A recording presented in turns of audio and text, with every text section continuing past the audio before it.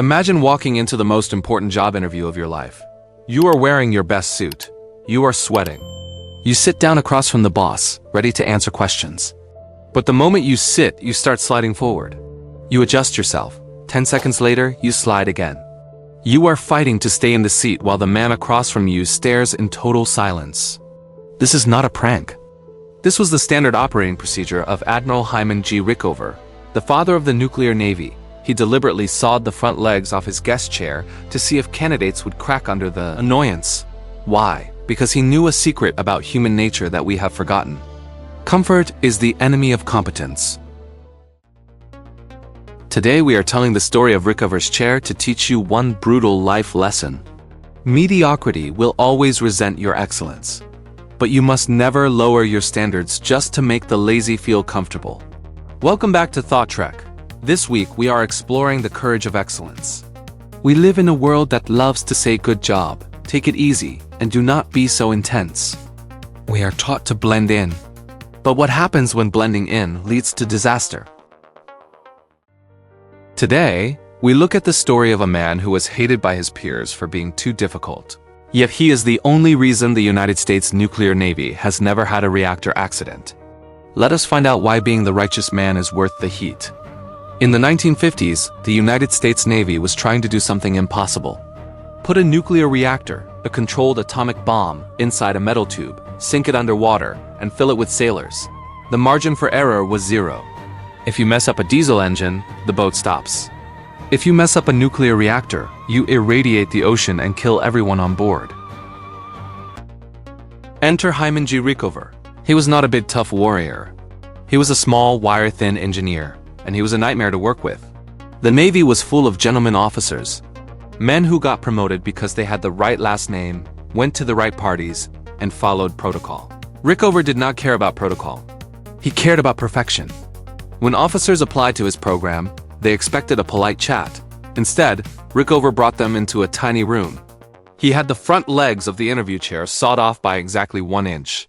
The candidate would sit and immediately slide forward. They would plant their feet, trying to look dignified. They would slide again. Rickover would not say a word. He would just stare. Some candidates got flustered. Some got angry. Some tried to make a joke of it. Rickover fired all of them. He was not being a sadist. He was acting as a mirror. He knew that inside a submarine, things go wrong. Pipes burst. Valves stick. The heat rises. If a man could not maintain his composure because his chair was slippery, how could he possibly maintain his composure when a reactor was melting down 500 feet underwater? The establishment hated him. They called him rude. They tried to force him to retire twice. They resented him because his high standards exposed their mediocrity. Every time Rickover demanded perfection, it reminded the other admirals how lazy they were being. But here's the punchline. Under Rickover's watch, the nuclear navy steamed millions of miles without a single reactor accident. He did not care that they hated him. He cared that the ship came home. So how does a sawed-off chair apply to you? You are not commanding a submarine, but you are commanding your life. And chances are, you are surrounded by people who want you to sit in a comfortable chair.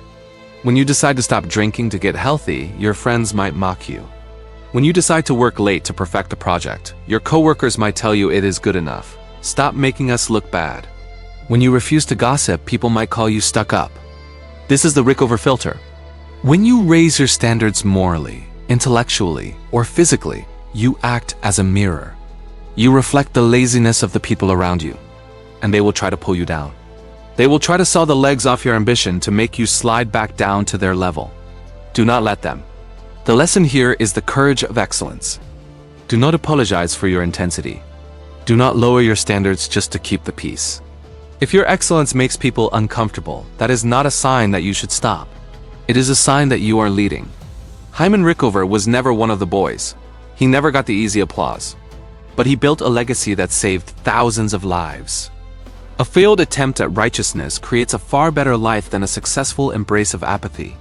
So, if you find yourself sitting in a broken chair, sliding forward, uncomfortable and stressed, do not complain, dig your heels in. That is where the greatness happens. This is Thought Trek. Keep trekking.